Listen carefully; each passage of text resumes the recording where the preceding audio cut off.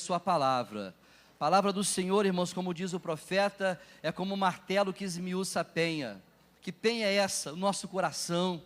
Precisamos ouvir essa palavra, ser alimentados por ela, confrontados por ela, porque é através dessa palavra que a nossa fé é fortalecida.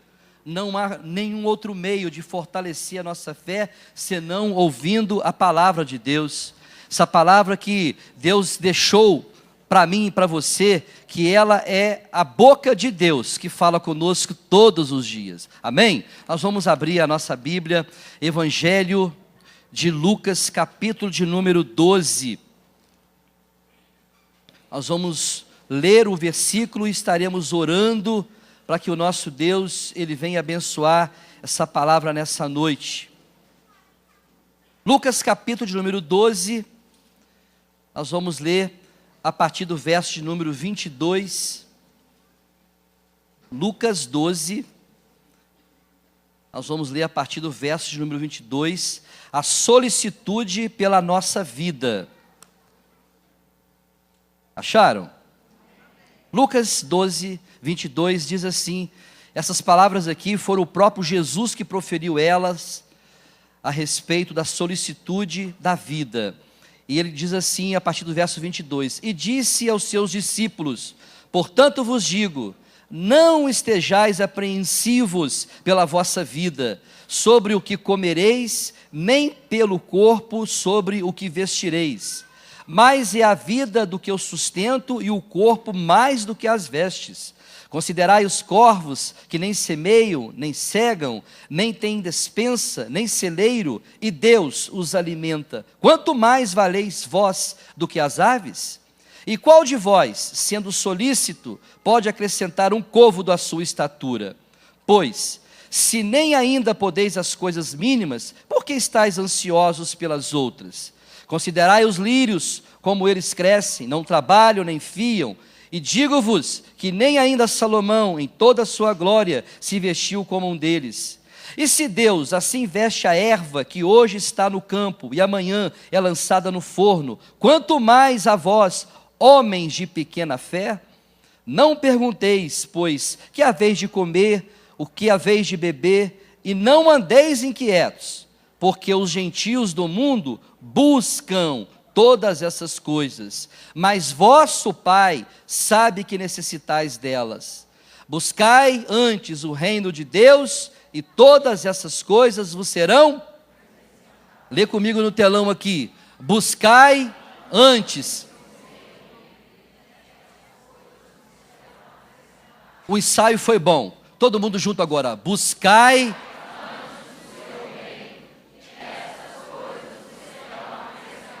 Mais uma vez. Buscai antes o seu reino, e essas coisas vos serão acrescentadas. Vamos falar com Deus? Coloca a sua Bíblia aí. Tem muita coisa para ser acrescentada na nossa vida, além de coisas materiais, e é isso que o Espírito Santo vai tratar conosco nessa noite. Fecha os teus olhos e fala com Deus. Pai, em nome de Jesus, nós fizemos a leitura da Tua palavra, meu Deus, e o nosso compromisso, Senhor, é ser obedientes à Tua palavra, pois o Senhor deixou a Tua palavra para que essa palavra possa conduzir a nossa vida. Então venha nos conduzir, ó Deus, na Tua presença, venha fazer a obra necessária no coração de cada um de nós, vem trazer uma revelação ao nosso entendimento, que através do Teu Espírito Santo, o Senhor venha comunicar a nossa verdadeira necessidade. Nessa noite, todos nós damos graças ao Teu nome, porque o Senhor tem cuidado de nós, o Senhor tem sido um Pai presente na nossa vida. Se hoje levantamos da nossa cama, nós alimentamos, passamos por todo esse dia, é porque o Senhor nos concedeu a provisão necessária para a nossa sobrevivência. Então estamos aqui, ó Deus, como igreja, te dando graças por tudo que o Senhor tem feito a nossa vida. Continue realizando, ó Deus, o teu propósito na nossa vida. E que nessa noite o teu Espírito Santo venha nos revelar a tua palavra. Pois sem o teu Espírito Santo, nós não temos capacidade de compreender as coisas espirituais. Mas através do auxílio do teu Espírito Santo, nós conseguimos entender a tua palavra. Então ilumina a nossa mente, ilumina, Senhor, cada um dos teus filhos, que tudo que aqui nessa noite for dito, seja para a edificação da tua igreja. Fala conosco e nos abençoe, é o que nós te pedimos, e no nome do Senhor Jesus, Pai, nós já te agradecemos. Amém, irmãos? Os irmãos podem vos assentar, glória a Deus. E nessa noite nós vamos estar compartilhando com os irmãos dessa palavra do capítulo de número 12, é a mesma palavra que Jesus também falou no capítulo de número 6, onde ele discursou a respeito da solicitude da vida, das preocupações que o homem tem. Então no capítulo 12, a partir do verso número 22, nós lemos aqui, Jesus ele chama os seus discípulos à parte, e ele começa a orientar os seus discípulos. Ele começa a falar com os seus discípulos, de maneira que os seus discípulos pudessem refletir toda a palavra que estava saindo da sua boca. Porque Jesus, ele conhecia, e ele conhece as necessidades do homem. Naquele momento, aquela palavra voltada especificamente para os discípulos, Jesus estava alertando eles e fazendo eles entenderem que Deus jamais iria desampará-lo, como Deus jamais desampara aqueles que são seus. Nós que somos seres humanos, e nós que somos povo de Deus, nós precisamos ter esse entendimento de saber que esse Deus, ele cuida de nós. Cuida em todos os detalhes. Deus ele dispensa todos os cuidados necessários, não só para o ser humano, porque o ser humano, ainda que ele não é parte do povo de Deus, mas todo ser humano, ele é beneficiado por Deus.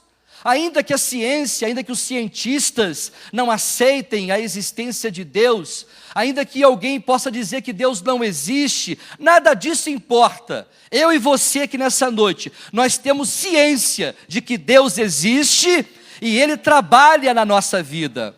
Ele tem cuidado do seu povo aqui na terra. Pode muitas pessoas se levantarem com grandes argumentos e até filosofias, de dizer que tudo isso aqui não passa de balela. Mas existe um povo nessa terra que acredita naquilo que Deus deixou para mim e para você, que é a Bíblia Sagrada.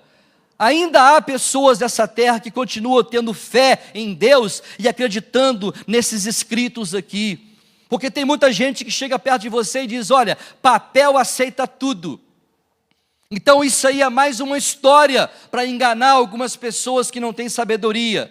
Mas muito pelo contrário, eu estou aqui diante de uma plateia de pessoas inteligentes. E você sabe que hoje pela manhã, quando você se levantou, talvez você, pelas suas atividades, ou até mesmo por um breve esquecimento, você não se lembrou de agradecer a Deus. Você não olhou para o alto e disse, Senhor, muito obrigado por mais um dia. E Deus tantas vezes não leva em consideração, meus irmãos, as nossas atitudes. Porque se Deus for levar na ponta da caneta mesmo, aquela caneta que Ele tem de anotação lá, né? Se Ele for levar em conta aquilo que a gente faz e a maneira como a gente vive, a gente poderia estar muito afastado dEle. Mas muito pelo contrário, Deus muitas vezes não leva em conta a nossa ignorância, a nossa falta de conhecimento, a nossa falta de reverência e até mesmo de gratidão a Deus. Quero que você abra a sua Bíblia para você ver, para você entender essa introdução dessa mensagem, como que a gente precisa ser diante de Deus. Salmo 116, versículo 12, o salmista está fazendo uma pergunta aqui, no capítulo 116, verso 12. Olha o que o salmista ele está dizendo aqui. Salmo 116, versículo de número 12. Eu espero você achar. Se você não achar, você vai poder ler aqui daqui a pouquinho no telão. Salmo 116, versículo de número 12. Olha só o que o salmista está dizendo nas suas palavras: que darei eu ao Senhor por todos os benefícios que me tem feito? Versículo número 13: tomarei o cálice da salvação e invocarei o nome do Senhor. Ele dá uma resposta aqui, diante daquilo que Deus tem feito na vida dele, e tem feito também na minha vida e na tua vida. O que daremos nós ao Senhor? Você tem alguma coisa para oferecer a Deus por aquilo que Ele fez para você? O salmista, ele disse aqui, tomarei o cálice da salvação e eu invocarei o nome do Senhor. Ou seja, um coração grato, satisfeito com aquilo que Deus havia dado para ele. Porque dinheiro não paga o que Ele fez naquela cruz. Recompensa nenhuma, nenhum sacrifício humano será válido diante de Deus. Porque Ele não vai aceitar nenhum sacrifício humano, porque o único sacrifício que foi aceito por Deus foi o sacrifício que veio de Jesus, o Filho de Deus, que morreu naquele madeiro, um cordeiro imaculado, um homem inocente, que foi para aquele madeiro para perdão dos nossos pecados, para trazer salvação à humanidade. Só aí nós já ficamos silenciados, porque nós não temos como pagar a nossa salvação. Não há valor nenhum que você possa ter em mãos ou se sacrificar pelo resto da tua vida para pagar esse grande benefício que Deus deu, que foi a nossa salvação. Fomos resgatados pelo precioso sangue de Cristo Jesus, amém, irmãos?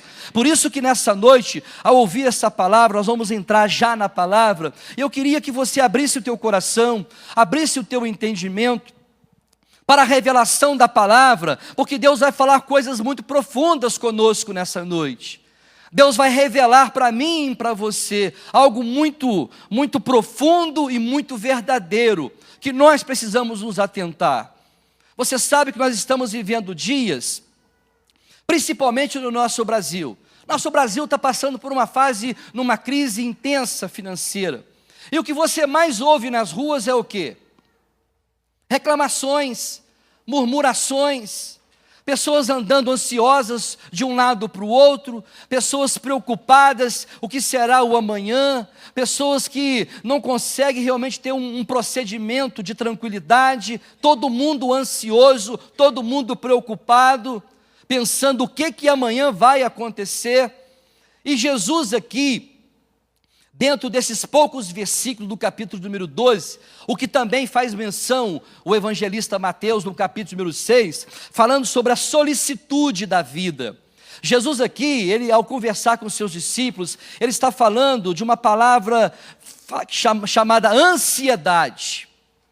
A ansiedade é a doença dos últimos dias. É uma doença, a ansiedade, a apreensão, a preocupação. Não tem uma pessoa que você converse hoje que ele não vai dizer para você que está preocupado.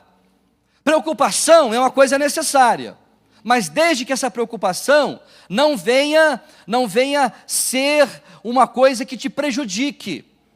Porque no grego, ansiedade tem o mesmo sentido de estrangulamento.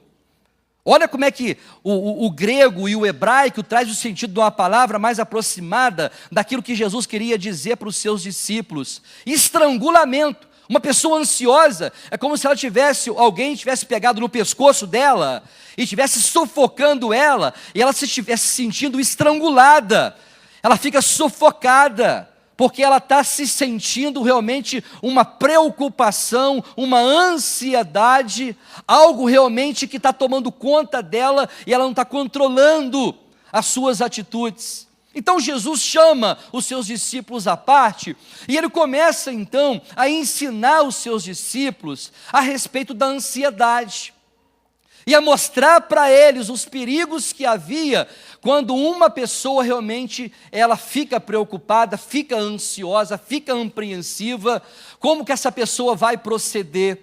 Porque nessa noite, todos nós que estamos aqui, você não tem nenhuma razão para reclamar de 3 coisas básicas que Jesus ensinou para os seus discípulos a partir do verso número 22. Eu vou te perguntar, você vai confirmar aqui. Isso que Jesus estava passando para os seus discípulos é o que eu vou perguntar para você aqui. Quem levantou pela manhã, exceto aqueles que estiveram em jejum, né? Pode ser que alguém esteja em jejum até agora aí, glória a Deus. Mas você que levantou pela manhã, quantos tomaram um café aqui pela manhã? Tem muita gente em jejum no domingo, né? Mas tomou um café? Você depois do café, chegando às 11h30, meio-dia ou 1h da tarde, você se alimentou? Você comeu? Amém? Você comeu à tarde, umas 6h da tarde, antes de vir para o culto, você fez outro lanche? Você fez outro lanche. E alguém está aqui nessa noite ouvindo uma palavra, vendo eu falar sobre comida, já está pensando, meu Deus, quando chegar lá em casa, aquela sobra do almoço, vou fazer um mexidão lá em casa, vou pegar aquela feijoada, vou dar uma esquentada nela, aquele churrasco que eu esquento de novo. A gente está pensando sempre no alimento. O homem pensa sempre no seu ventre, está pensando na comida. Jesus falou com eles a respeito da comida, porque eles estavam preocupados, sem nenhuma necessidade de preocupação. E Jesus sabia, porque Jesus ele tinha o discernimento de pensamento. Ele sabia quando conversava com alguém, o que passava no coração e na mente da pessoa. E ele sabia que na mente dos discípulos, essas 3 coisas básicas estavam os incomodando. O que eles haveriam de comer, o que eles haveriam de beber e o que eles iriam vestir. Preocupações básicas que não era para eles estarem preocupados, mas a preocupação estava no coração deles, e isso gerou dentro de Jesus uma palavra de orientação, como essa que eu quero te orientar aqui, e eu quero voltar contigo agora para Lucas capítulo número 12, quantos estão entendendo até agora? Capítulo número 12, nós vamos aqui voltar agora no primeiro versículo, que nós lemos agora há pouco, e ele está dizendo aqui, disse aos seus discípulos, portanto vos digo, não estejais apreensíveis pela vossa vida, sobre o que comereis, nem pelo corpo sobre o que? Ele está falando de coisas básicas que o ser humano precisa, coisas que não tem como nós sobrevivermos, não tem como você viver sem comida, não tem como você viver sem tomar uma água, e não tem como você viver, por causa do nosso irmão Adão, sem vestir. Você não pode vir nu para a igreja, nós temos que nos vestir. Mas não é isso que Jesus estava dizendo para eles. Jesus estava dizendo dessas condições básicas do ser humano, porque eles estavam questionando essas coisas no dia de amanhã.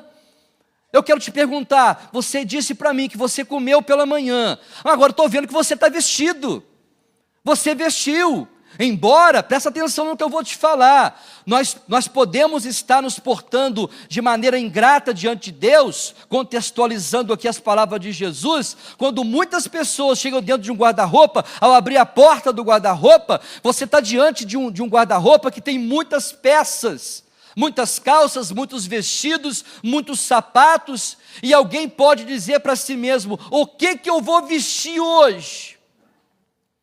Não tenho um vestido, uma saia, eu não tenho um sapato, eu não tenho uma calça para vestir. Você tem. O único problema é que você não está satisfeito com aquilo que está diante dos seus olhos.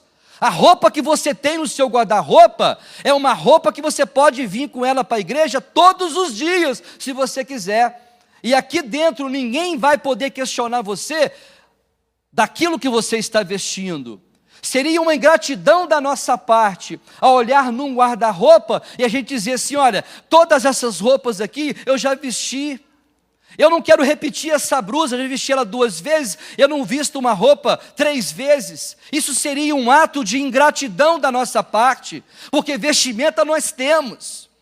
Jesus está mostrando para os seus discípulos que não haveria motivo nenhum para eles indagarem a respeito das suas próprias vestimentas, porque Ele cuidaria disso, como Ele tem cuidado de nós. Você está vestido, embora não da maneira que você gostaria, quem sabe pela soberba da vida, pela concupiscência dos olhos.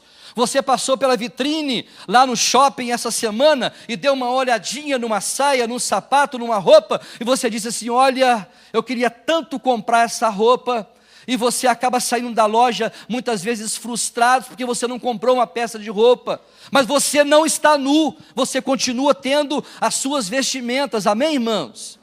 Essas coisas que parecem ser tão simples, que Jesus estava revelando para os seus discípulos, têm um grande fundamento para mim e para você. Assim como ele observou a ansiedade, a preocupação que não deveria estar no coração dos discípulos. Essas coisas, daqui a pouquinho nós vamos falar, eram coisas que eram para estar no coração dos gentios e não no coração dos discípulos, mas estava. Jesus observou a insatisfação. Então, para mim e para você aqui nessa noite, nós precisamos estar satisfeitos com Deus. O reino de Deus, ele não é material.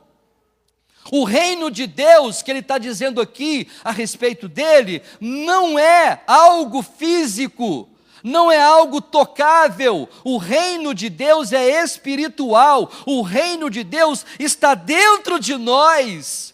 O reino de Deus não tem nada a ver com comida, nem bebida e nem vestuário. Embora tantas pessoas estão presentes dentro de uma igreja, buscando em Deus algo material, e quando Deus não realiza algo na vida dessa pessoa, ela se torna insatisfeita com Deus. Eu posso te informar aqui nessa noite, baseado nas palavras do salmista, de número 116, Deus não está devendo nada para nós. Deus não está te devendo nada. Deus não deve nada para mim e para você. Aquilo que Ele tinha que fazer, Ele já fez. Ele criou esse mundo, nos colocou nele e, acima de tudo, enviou o que Ele tinha de melhor, que foi o Seu Filho Jesus Cristo a essa terra, para resgatar eu e você do nosso pecado, porque nós iríamos parar no inferno. Mas Ele nos resgatou, nos transportou do reino das trevas para o reino do Filho do Seu amor, Jesus Cristo. Ele já fez aquilo que deveria fazer. Então tudo que Deus está fazendo e ainda vai fazer na nossa vida, irmãos, tudo será bônus. Ele não está devendo nada para mim e para você. Na oração do Pai Nosso, quando você ora o Pai Nosso, você fala, né? O pão nosso de cada dia, o pão nosso de cada dia, nos dai hoje. E Ele deu ou não? O que Ele está devendo para nós? Olha para você ver, eu quero que você coloque essa palavra no teu coração. Você levantou pela manhã e você ouviu um primeiro noticiário, e o noticiário é crise brasileira, crise financeira, corrupção no Senado Federal e não sei mais aonde, corrupção para todo lado. Tudo pode estar desmoronando, mas a palavra de Deus vai estar se cumprindo na vida dos seus filhos aqui na terra. Ele não deixou faltar para você o pão, aquilo que você precisava para estar até aqui agora, não cambaleando de fome, Ele providenciou. Então ele não está sendo omisso nas necessidades básicas do homem. Aquilo que o homem precisa, Deus está suprindo necessidades e não sonhos. Deus não tem compromisso de realizar todos os sonhos e desejos que são, tão gigantescos dentro de nós. Ele se responsabiliza de cuidar do seu povo na terra, dentro dessas três condições básicas: a comida, a bebida e o vestuário. Você comeu, você tomou água e você está vestido. Dá glória a Deus aí, agradeça a Deus aí.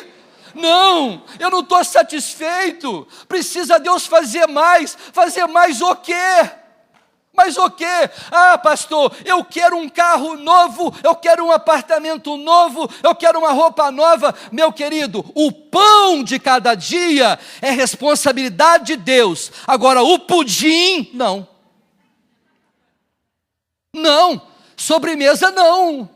Não, você comeu o pão, está satisfeito. Pastor, eu quero o pudim, eu quero a sobremesa. Às vezes vai ter a sobremesa e às vezes não vai ter a sobremesa. Por isso que no nosso meio aqui, eu não posso considerar que todos aqui são ricos.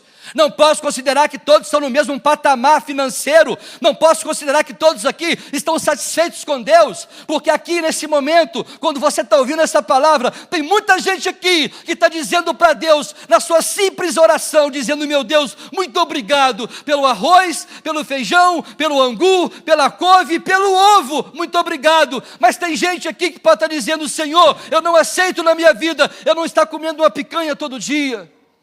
Eu não aceito na minha vida, Senhor, eu não vestir uma roupa de grife. Não aceito isso na minha vida, viver essa vida de pagar um aluguel, de comprar a prestação. Oh, meu irmão, o que você quer que Deus faça contigo? Se o próprio Jesus, estando junto à multidão, ele disse isso: os pobres sempre tereis convosco. Que ideia é essa? Que filosofia é essa? Que pregação é essa? Que evangelho é esse que está sendo pregado nos púlpitos das igrejas, ensinando o crente a viver uma vida abastada, milionária, onde você vai ter um apartamento de frente à Copacabana, onde você vai poder estar lá diante daquela brisa do mar? Quantos não querem isso? Todo mundo quer. Mas esse privilégio talvez não seja para muitos, seja para poucos, mas ainda que você não tenha condições de ter um apartamento luxuoso, numa cobertura em Copacabana, não tenha o carro dos teus sonhos, não tenha a casa que você sempre quis ter, que você não tenha nada material, mas uma coisa você tem um Deus que provê para você o básico para a tua vida. Você tem um Deus que cuida, um Deus que cuida de você, um Deus que não esquece dos seus. Os discípulos aqui, Jesus na mesma hora identificou no coração deles uma apreensão, um desejo exagerado, mas por coisas básicas. Irmãos, tem coisas que para mim e para você, não precisa nem você pedir, Deus te dá, mas o crente faz questão de ficar preocupado. Irmãos, eu fico pensando às vezes certas mães evangélicas, mulheres de Deus, que era para estar colocando a sua gravidez diante de Deus e pedindo: Senhor, que esse filho quando nascer, seja um filho cheio de saúde, abençoado, um filho que eu estou dizendo para o Senhor, esse filho que está aqui agora, eu vou consagrar a ti na tua casa, vou apresentá-lo na tua casa para que ele seja um teu servo. Não. A mãe não está preocupada se esse filho vai nascer e servir a Deus, não. Está preocupado com a faculdade que ele vai fazer. Aonde, Senhor? Me ajuda onde o meu filho vai estudar quando completar 18 anos. Qual é a faculdade? Faculdade particular ou faculdade federal? O menino nem nasceu. Uma preocupação excessiva. Jesus falando para os seus discípulos: vocês não podem aumentar um côvado. E um côvado tem dois sentidos. Um côvado no sentido de tempo, ninguém pode acrescentar 3 minutos a mais nem a menos. Não acrescenta.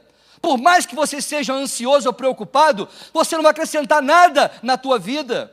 Ou seja, a preocupação não serve para nada, senão para trazer sofrimento e, acima de tudo, falta de confiança em Deus.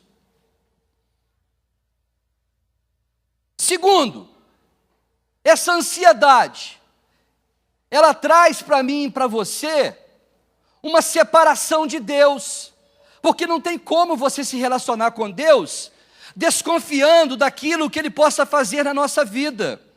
Os discípulos estavam recebendo orientações tão precisas para eles entenderem que a partir daquele momento, ainda que realmente eles não pudessem ver um futuro brilhante diante deles, mas o Senhor prometeu que estaria cuidando deles, dentro dessas 3 condições básicas. O apóstolo Paulo, cheio de sabedoria, ele também usa de um argumento para mostrar para nós a nossa satisfação com Deus, mostrando para nós em 1 Timóteo capítulo 6, abre aqui no telão, 1 Timóteo capítulo 6, verso 7, verso 8, verso 9, eu quero ler contigo, porque tem muitos evangélicos no nosso Brasil, tem muitos cristãos que estão dentro da igreja, que estão simplesmente enganados em relação a Deus.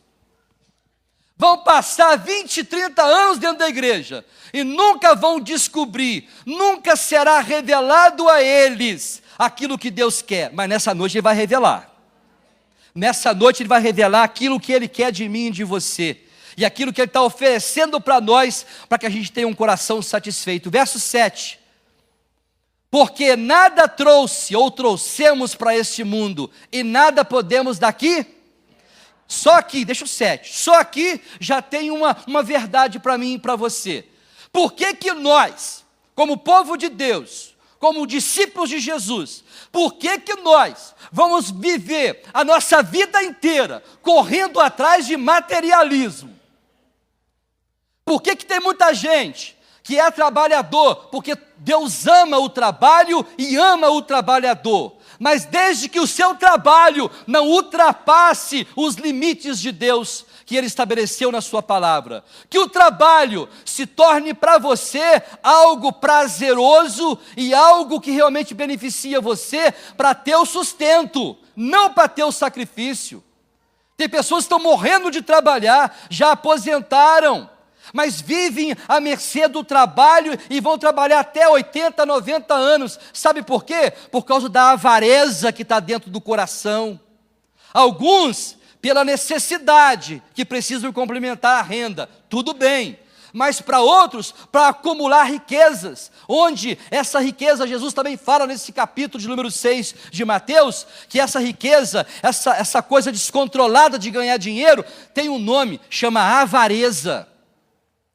A avareza que toma o coração do homem de Deus, da mulher de Deus, e você não quer nem saber, você quer ganhar dinheiro e você quer cumprir os teus objetivos, os teus sonhos. Ele não quer isso para mim e para você. Olha aqui o que ele disse no versículo de número 8.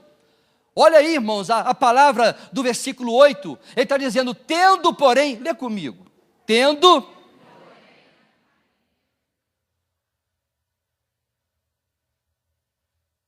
Deixa eu te falar uma coisa.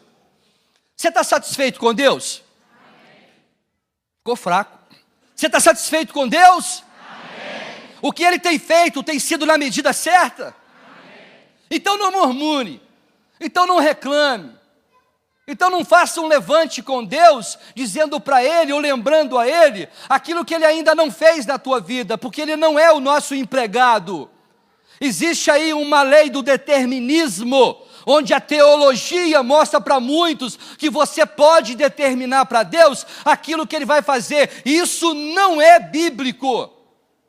Deus não tem obrigação de fazer na nossa vida nada. Ele só faz segundo a sua vontade. Ele só faz quando Ele quer fazer.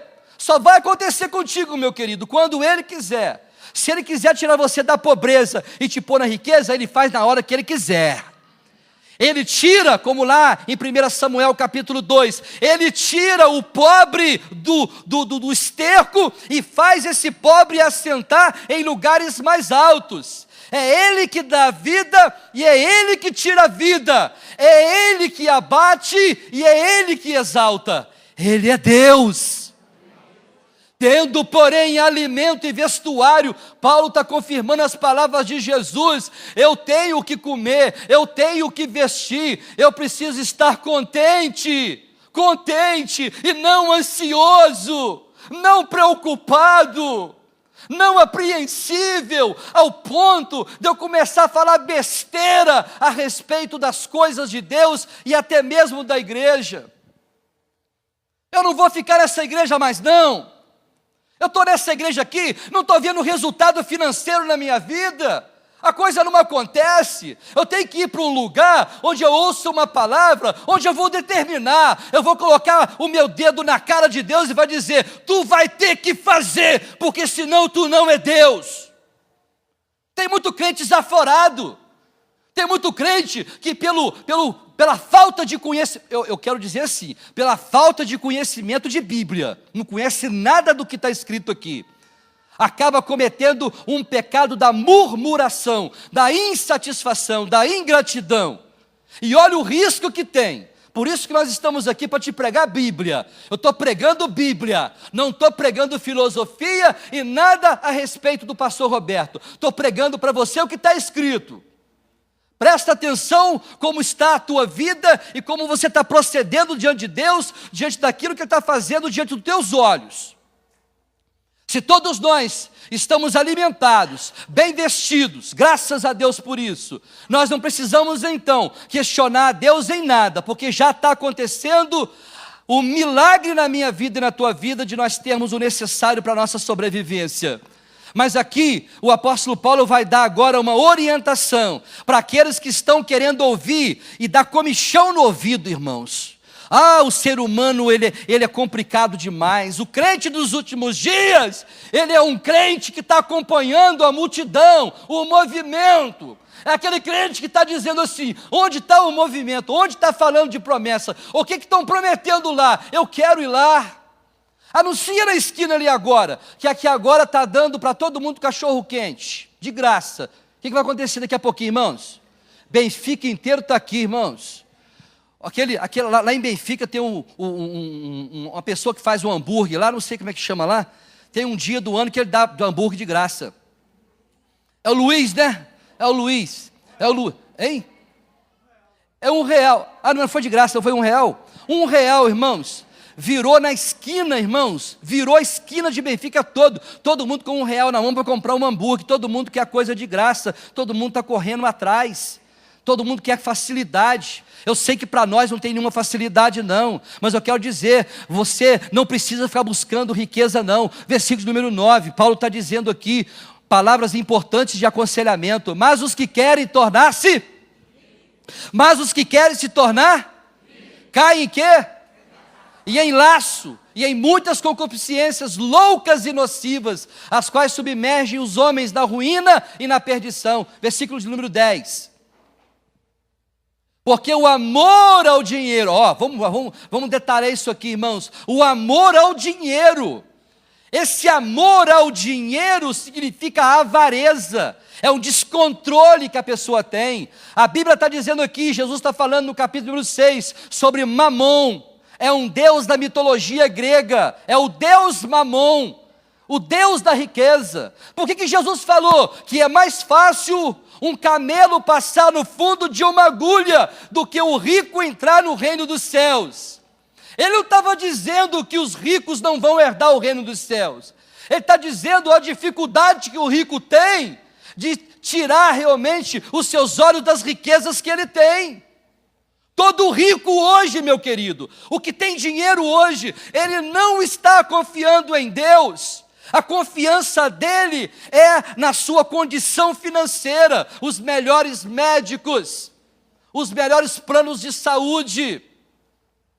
Por isso o salmista diz, é melhor confiar em Deus do que confiar em príncipes. Uns confiam em carros, outros confiam em cavalos, mas eu e você como discípulos de Jesus, precisamos confiar no Senhor e fazer menção do seu nome. Porque Ele tem cumprido o seu propósito na nossa vida, porque o amor ao dinheiro é a raiz de todos os males, e nessa cobiça, alguns se desviaram da fé, e se transpassaram a si mesmo com muitas dores. É por isso que tem muita oração de crente, pedindo prosperidade, Deus não vai dar.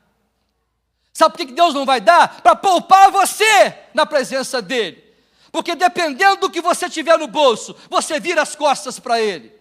Aquele jovem rico teve um encontro com Jesus, e ele era um conhecedor da palavra, ele era conhecedor dos mandamentos, ele era cumpridor dos mandamentos, conhecia todos os mandamentos, mas Jesus disse para ele algo que foi realmente para arrebentar com ele. Disse para ele, se realmente você conhece os mandamentos todos, é uma pessoa realmente que é grata a Deus, faz o seguinte, volta, vende tudo que você tem, entrega aos pobres e me segue. Isso foi um balde de água fria naquele jovem rico. Por quê? Porque o seu coração estava no seu tesouro. Onde está o seu tesouro, aí também está o seu coração. Por isso que o crente não pode se apegar a nada material. Por isso que nós aqui, os pastores que aqui pregam, a pastora Elza na doutrina de terça-feira, nós estamos enfatizando para essa igreja, fica satisfeito com aquilo que Deus está fazendo na tua vida, não fica buscando esse tipo de coisa. E riqueza, irmãos, o dom de riqueza é Deus que dá. Quando Deus decide fazer de você uma pessoa rica, Ele faz. Mas se Ele fizer, Ele é Deus, e se Ele não fizer? Continua ou não? Mas para muito crente não. Se é um dos pecados, irmãos, versículo número 11 para encerrar, se é um dos pecados, mas tu, ó homem de Deus, foge dessas coisas, para você, Foge dessas coisas e segue a justiça, a piedade, a fé, o amor, a constância e a mansidão. Tem coisas que nós precisamos seguir, irmãos, e tem coisas que nós não podemos seguir. Então não siga a avareza, não siga a ansiedade. Você vai para a fila do supermercado, lá tem pessoas reclamando de quê? Do salário, do Temer, da Dilma. Irmãos, eu acredito que se pegar o Temer hoje e colocar ele no meio da rua, assim, ele mesmo, no meio da rua, irmãos, as pessoas têm coragem de apedrejar o Temer, sim ou não? Se pôr a Dilma com ele, faz o quê? Manda a pedra. Se pôr o Lula, então, está vendo? Está vendo como é que está o coração das pessoas? Você está percebendo? Por que isso está acontecendo? Isso está acontecendo por causa da corrupção dos últimos dias. Isso está acontecendo e a Bíblia ela não vai fugir a isso e vai mostrar para nós que a postura do crente, quantos estão entendendo essa palavra? Que a postura do crente é diferente. Nós temos que ser diferentes. Nós temos que ser referenciais para essa sociedade. Não podemos somar as vozes daqueles que estão murmurando contra o governo. Não podemos fazer com que o evangelho que já foi enxertado em nós, pregado a nós, seja desconsiderado. Sabe por quê? Porque nós somos luzeiros para esse mundo. Você é luz em meio às trevas. Filipenses capítulo de número 2, o apóstolo Paulo, ele vai dizer aqui, irmãos, olha que coisa profunda, que o apóstolo Paulo vai dizer a respeito disso. Filipenses capítulo de número 2, versículo de número 14, presta atenção no que eu vou te falar aqui. A murmuração, ela gera ansiedade. Repita comigo, murmuração gera ansiedade. Murmuração gera ansiedade. Isso aconteceu com o povo de Israel. Isso acontece também com a igreja. Então olha o que o apóstolo Paulo diz no capítulo 2 de Filipenses. Você vai ler aqui a partir do verso número 14, Filipenses 2, 14 e 15. Isso aqui é uma orientação bíblica para você que é crente, para você não se somar à multidão de murmuradores, que na verdade não vai levar nós a lugar nenhum, irmãos. Fazei todas as coisas sem, nem. Esse aqui, versículo 15, é para a igreja. Versículo 15. Para que vos torneis irrepreensíveis e sinceros, filhos de Deus imaculados, no meio de uma geração corrupta e perversa, entre a qual resplandeceis como luminares, como luzeiros desse mundo. Deixa aberto esse versículo aqui, porque a orientação de Paulo aqui bate de frente e vai na contramão da nossa sociedade, da cultura vigente, onde diz que você precisa murmurar, precisa reclamar, você precisa buscar os seus direitos, quando na verdade o apóstolo Paulo está dizendo aqui, que essa geração corrupta e perversa, não é da agora não. A nossa ex-presidente falou que a corrupção já é uma vovó no Brasil, e isso é verdade. Não começou agora essa corrupção não, mas não está no nosso direito ficar murmurando e reclamando e buscando uma condição para poder tampar pedra e até mesmo murmurar contra os nossos governantes. Não é do nosso direito não, sabe por quê? Porque nós precisamos ser sinceros, filhos de Deus imaculados, no meio dessa geração. E olha que o apóstolo Paulo disse isso aqui há 2000 anos atrás. Parece que está escrevendo isso para hoje, para nós, para você entender que nós não podemos somar com esse conjunto de pessoas que estão murmurando, porque Deus ele não gosta de murmuradores. Por causa da murmuração, o povo de Israel, que saiu das terras do Egito, não entraram na Canaã. Somente Josué e Calebe, só os dois com as suas gerações, entraram lá na Canaã prometida por Deus, porque toda a geração do povo de Israel morreram no deserto, simplesmente pela questão da murmuração. Então, se a murmuração, ela gera ansiedade, vamos na raiz da murmuração. Por que tem muita gente ansiosa? Por que tem muito casamento que não consegue prosseguir em frente? Por que está acontecendo hoje a maioria dos divórcios dentro das igrejas, no meio do povo evangélico? É de se assustar quando você vê as pilhas de divórcio que está acontecendo dentro da igreja, no meio do povo evangélico. É porque nós não estamos buscando a raiz desse mal, que é a murmuração. Mulher de Deus, quantas eu tenho aqui nessa noite? Só mulher de Deus, só mulher de Deus. Estou te dando orientação bíblica aqui nessa noite. A murmuração gera ansiedade. Não vai resolver em nada você ficar murmurando contra o teu marido. Não seja queixosa ao ponto de você estragar, destruir a reputação, a imagem do teu marido com a tua família, com os teus amigos e até dentro da igreja.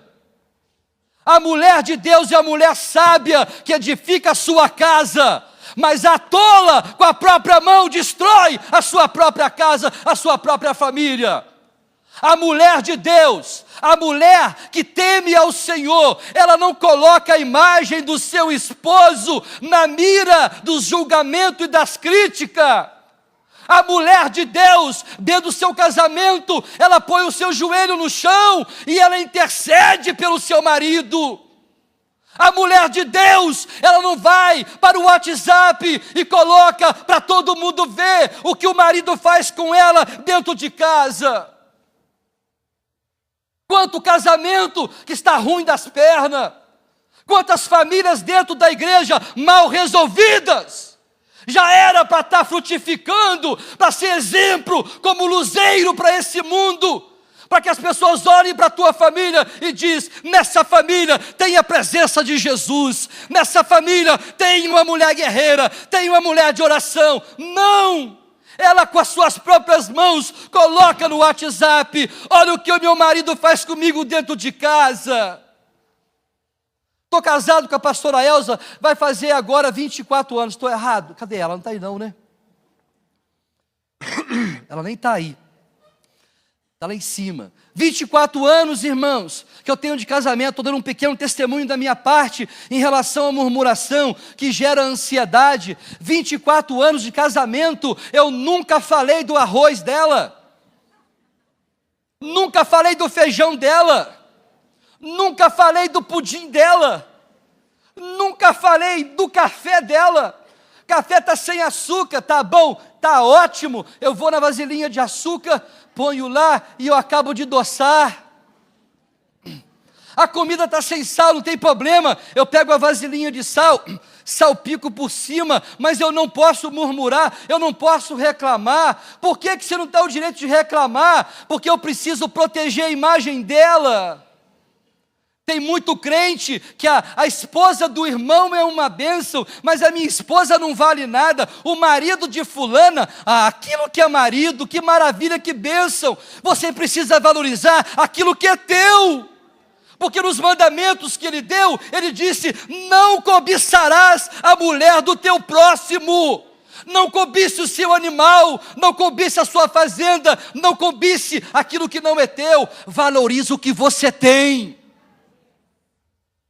Se assenta com alguém, é um monte de reclamação.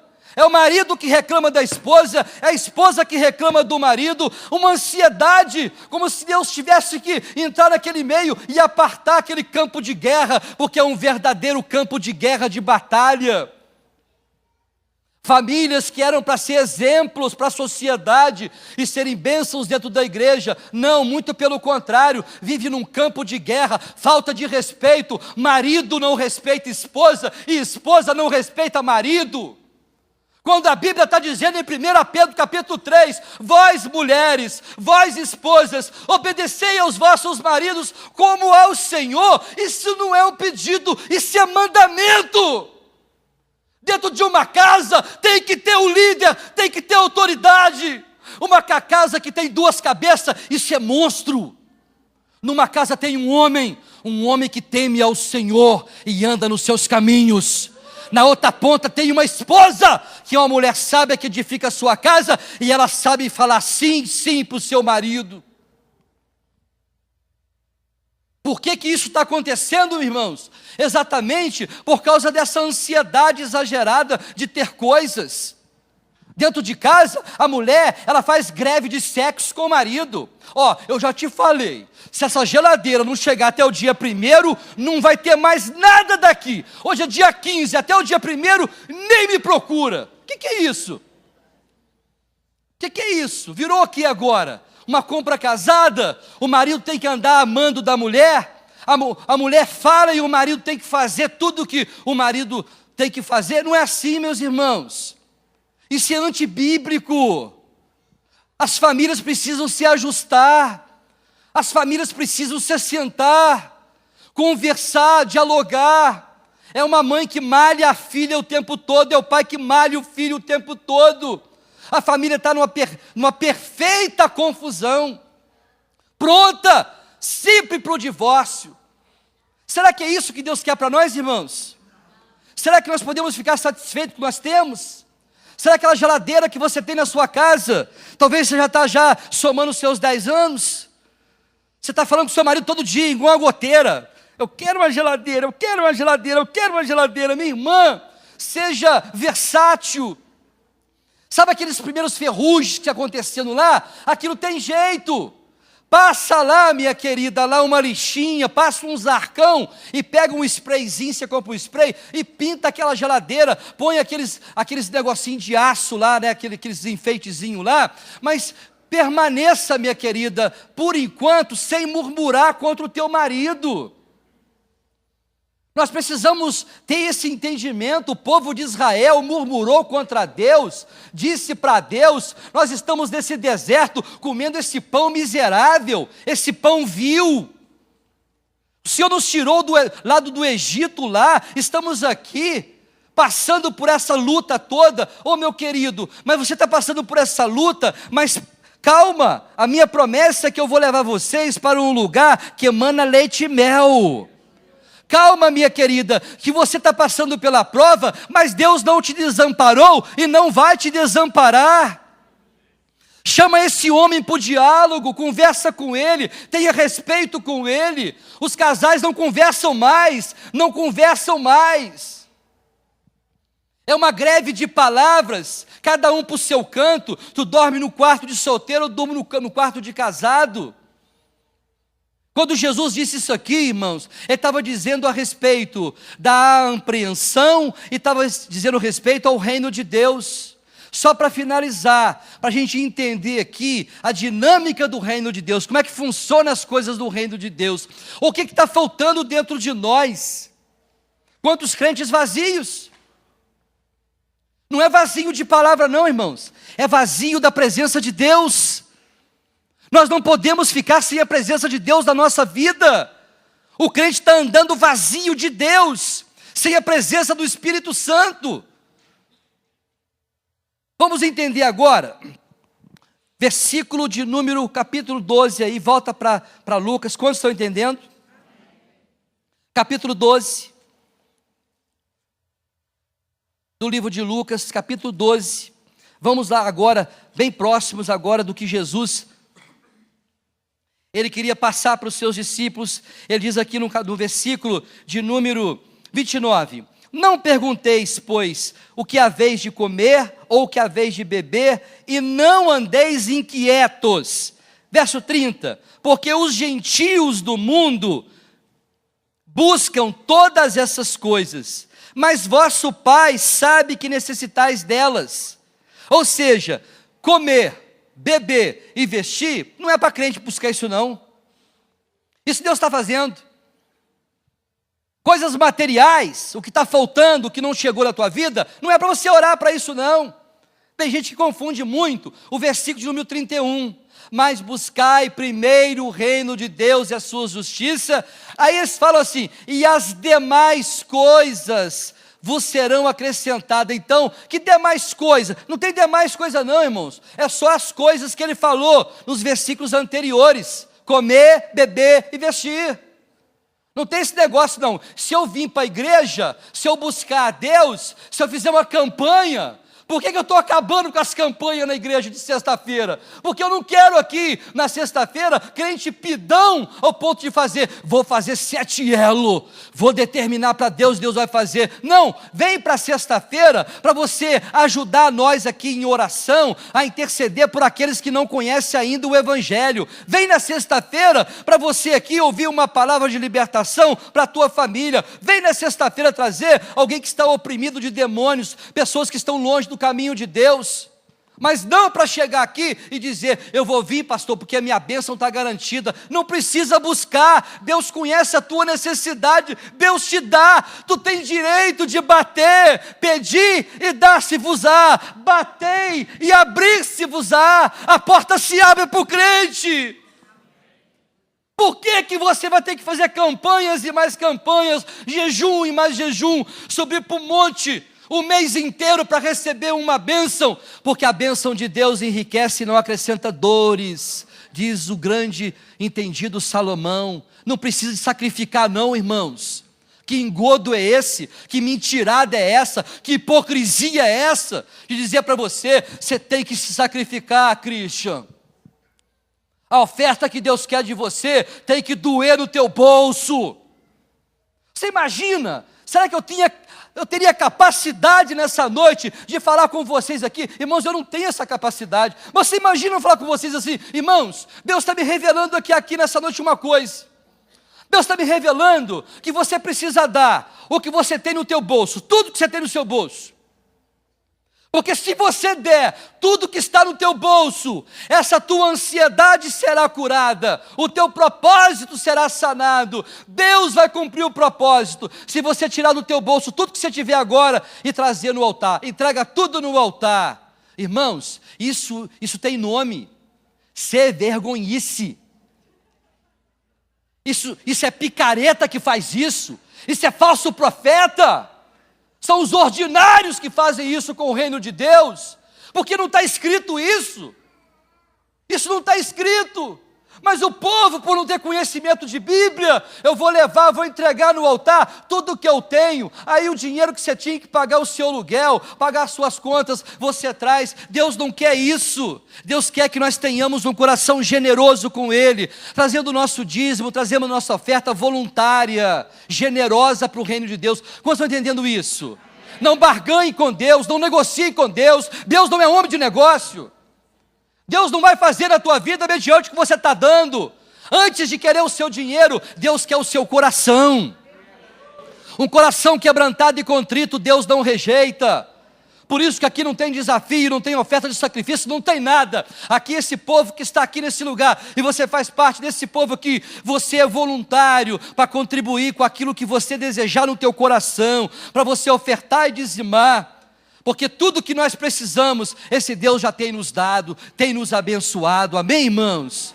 Então, irmãos, nós precisamos essa noite sair daqui resolvidos, porque o reino de Deus, capítulo 14 de Romanos, versículo 17, muita gente não entende o que é o reino de Deus, mas o apóstolo Paulo, no capítulo 14, ele falando um discurso todo a respeito de comida, a respeito do que podia e o que não podia, ele vai falar também sobre o reino de Deus, no capítulo 14, versículo 17, olha o que o apóstolo Paulo fala, que palavra sábia, que homem abençoado, que revelação é essa? O Espírito Santo está te revelando alguma coisa essa noite?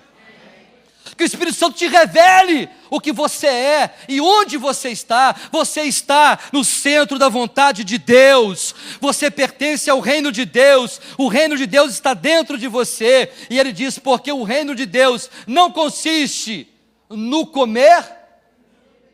Irmãos, a mensagem tem tudo a ver? A mensagem tem tudo a ver? Ou está sem nexo? Está tudo no contexto? Porque o reino de Deus não consiste no comer e no beber, mas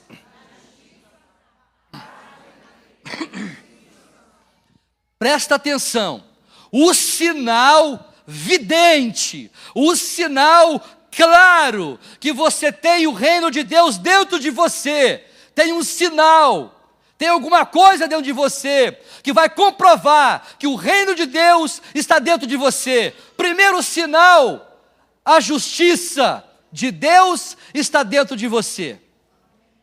Ele é o nosso justo juiz. É Ele que opera a justiça na minha vida e na tua vida. Alguém essa semana dizia para mim: pastor Roberto, uma pessoa morreu, e morreu de maneira injusta. E as pessoas que cometeram essa morte, que mataram essa pessoa, dessas pessoas já morreram, mas faltam 4 para morrer. E a pessoa dizia: pastor, não vejo a hora, 2 já foi, e 4 está para morrer. Eu falei: irmã, não faz isso, não pensa nisso, a justiça não vem das nossas mãos, a justiça pertence a Deus, não faça isso. Deus faz a justiça no tempo dele. Nós não podemos ficar provocando a justiça de Deus em cima de uma pessoa, de maneira alguma, porque Deus, ele não tem prazer na morte do ímpio, mas tem prazer que o ímpio se converta e seja salvo. Não podemos praticar justiça com as nossas próprias mãos. Nós temos que ser pessoas, irmãos, que pratiquem o amor. A justiça de Deus, ela está operando, ainda que você esteja sendo injustiçado lá no teu trabalho, lá na tua casa, pelos teus vizinhos. Quem sabe alguém realmente fraudou você, é uma injustiça cometida. Fica tranquilo, meu querido, que Deus é o teu justo juiz. O crente que tem a justiça de Deus no coração é um crente tranquilo, porque não precisa fazer nada, porque nós temos alguém que faça por nós. A paz. O reino de Deus, ele é constituído de paz. Não uma paz que o mundo dá, mas a paz que o reino de Deus tem, que está dentro de nós, é a paz que Jesus, ele prometeu: eis que vos dou a paz, não vou lá dou como o mundo a dá, mas a paz que Cristo dá, faz você viver tranquilo em meio às tuas lutas. Quem te falou que paz é isenção de guerra, de problema, de aflição? Não! O crente passa por prova, por luta. Muitas vezes você é colocado dentro da fornalha da aflição. Muitas vezes você chora, você geme. Mas tem um detalhe importante: se o reino de Deus está dentro de você, você tem paz. Você não tem ansiedade, você não está se estrangulando, você não está preocupado, porque o príncipe da paz, que o profeta messiânico, o profeta Isaías disse, esse príncipe do capítulo 6 de Isaías, esse príncipe da paz está dentro de você, te dando calmaria, no meio da tempestade, no meio dos problemas. Quanto crente perturbado, quanto crente oprimido de demônios. Você põe a mão na cabeça dele e o demônio se manifesta nesse crente. Mas por que razão que o demônio vai estar dentro desse crente? Porque esse crente está fora do centro da vontade de Deus. Jesus, falando sobre os ramos e a videira, ele disse: se vós estiverdes em mim, comunhão, e a minha palavra estiver em vós, obediência, pedireis tudo o que quiserdes e vos será feito. Crente pode pedir, meu irmão. Deus tem prazer de falar. Está aí, meu querido, boa medida, recalcada, transbordante, vos darão a cada um que pedir a Ele. Mas você tem que estar com o reino de Deus dentro de você. Irmãos, que nessa noite, eu estou terminando essa mensagem, que todos vocês que ouviram essa mensagem aqui, vamos sair daqui nessa noite bem resolvidos com Deus, bem resolvido com Deus. Eu não tenho que viver uma vida de mediocridade, uma vida leviana, uma vida, sabe, meia boca. Uma hora você confia em Deus, outra hora você fala, será que Deus vai fazer? Meu querido, o nosso falar tem que ser... E o que passar disso? Então tem muito crente que está na mira do diabo. O crente está em cima do muro, não resolveu nada ainda. Então aqui, está dizendo aqui, que o reino de Deus que está dentro de nós, ele tem justiça, ele tem a paz, e ele tem acima de tudo a alegria no Espírito Santo. Significa que a alegria do Senhor... Significa que a alegria do Senhor está constante no coração do crente.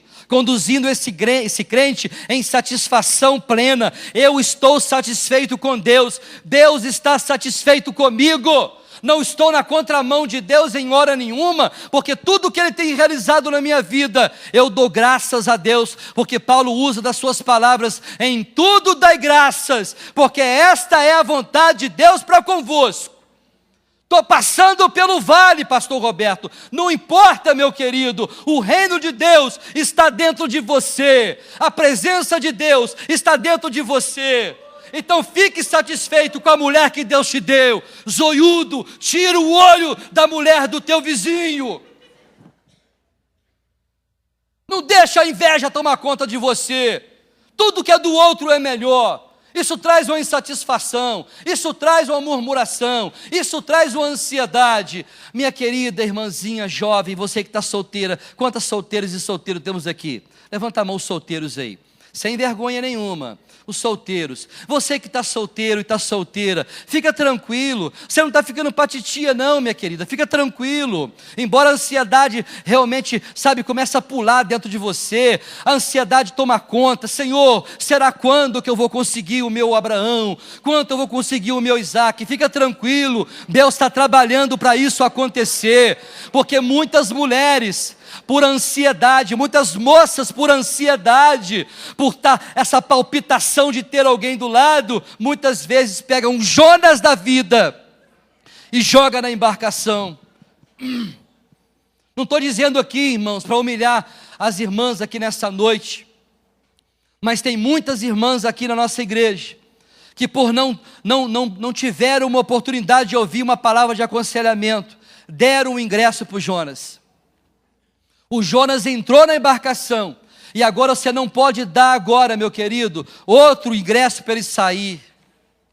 Ele está na tua embarcação, e agora você sabe o quanto que é difícil conviver com esse Jonas. O quanto é difícil você ter uma pessoa do lado que não professa a mesma fé. Sabe por que aconteceu? Em muitos casos, por causa da ansiedade, da inquietação, de querer ter alguma coisa fora do tempo de Deus. Não interessa a idade que você tenha, Deus é poderoso para colocar um vaso abençoado na tua vida. Hoje pela manhã eu tive um testemunho desse lá em cima. A irmã chegou e falou: pastor Roberto, olha só o que Deus me deu. Eu falei: o que foi que Deus deu? Olha para você ver, que figura. Eu falei: não deixa eu conhecer a figura. E é uma figura mesmo, um homem abençoado que Deus deu para a irmã. Um abençoado. Estava já, sem esperança nenhuma, aquele rosto caído, triste, agora já levantou a cabecinha, já está rindo para todo lado, apresentando para todo mundo. Falou: cuidado, hein, esconde esse Isaac aí, porque tem muito olho grande aí. Mas é bênção de Deus, porque esperou com paciência no Senhor, ele se inclinou e ouviu o clamor. Amém, irmãos? Não precisa ficar desesperado não, minha querida. O Senhor, Ele é não só o teu pastor, mas é o teu marido também, é o teu namorado também. Amém? Está junto contigo. Que essa palavra nessa noite, meus irmãos, seja guardada no nosso coração, e que nós venhamos a sair desse culto mais gratos a Deus por aquilo que está fazendo na nossa vida.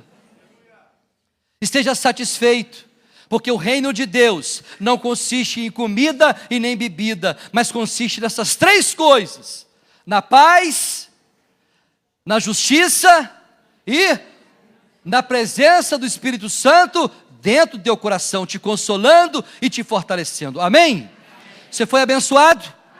Então valorize mais e não deixe que essa inquietação que as pessoas que não professam Jesus lá fora têm, essa inquietação venha trazer desconforto para o teu coração. Fique satisfeito, porque esse Deus está trabalhando para aqueles que nele confiam. Você confia em Deus? Então não vai te faltar nada. Tudo que você precisa já está pronto para você. Toma posse daquilo que é teu. As promessas de Deus. As promessas é para mim e para você. Por que você está cocheando em dois pensamentos, pensando que promessa de Deus é apenas para os privilegiados? Não, meus irmãos. Deus não tem filho preferido, não. Todos nós temos direito às promessas de Deus. Então toma posse da promessa e da bênção de Deus, e seja bênção na vida daqueles que estão à sua volta. Que em momento algum, você, na fila do supermercado, na fila do banco, em lugar nenhum, você venha abrir a tua boca e você venha murmurar e ficar reclamando, porque Deus ele condena os murmuradores, os contenciosos. Aonde você estiver, está na fila do banco, o que você escuta na fila do banco? Olha aí, olha esse salário, olha só que miséria, olha só, olha o que o governo está fazendo. Esteja lá com uma palavra de bênção para aquela pessoa, mostrando para ela que se nós temos o que comer, o que vestir e o que beber, nós precisamos estar satisfeitos, não com o sistema governamental, nós estamos satisfeitos com Deus. Ainda que estão cometendo injustiça, mas não cabe a você se colocar como juiz para condenar nenhum magistrado. Pelo contrário, a Bíblia diz através do apóstolo Paulo, que o povo de Deus, o servo de Deus, precisa fazer orações de intercessão pelos reis, pelos governadores, pelos magistrados, todos que foram colocados como autoridade, nós vamos orar por eles. E ore também para a autoridade eclesiástica dessa igreja, que é o pastor Roberto. Quantos estão murmurando contra o pastor Roberto? Levanta a mão. Rápido. Mas a minha orelha está ficando vermelha 2 vezes por semana. Está ficando quase roxa. Tem gente falando mal de mim aqui. Porque pastor, irmãos, ele é alvo de tudo que é tipo de murmuração, tudo que é reclamação, é só o pastor Roberto. Pastor Elza falou, pastor Roberto, eu nunca quero ser pastora titular, quero ser auxiliar, porque tudo cai nas costas do pastor titular. Mas que você que serve a Deus nesse lugar, você não murmure contra a minha vida, não fale mal, pelo contrário, ore e interceda pela minha vida. Quantos estão fazendo isso? Meia dúzia. Está orando pela minha vida? Ore por mim, para Deus abençoar o anjo dessa igreja, o líder dessa igreja, porque quando fere o pastor, as ovelhas são dispersas. Então você que serve a Deus, você está satisfeito desse ministério? Está sendo alimentado pela palavra desse ministério? Então ore pelos representantes, pelas autoridades, não fica murmurando, porque o pastor Roberto não é Deus, eu não consigo agradar todo mundo, tem gente que vai sair daqui realmente revoltado contra mim, não tem problema. O que eu posso fazer, irmãos? Jesus não conseguiu agradar a todos, muito menos eu, mas se você é um intercessor, interceda pela minha vida, pela pastora Elza e por todos os pastores que compõem o quadro ministerial desse lugar, amém? Se coloque de pé na presença de Deus. Eu quero orar pelas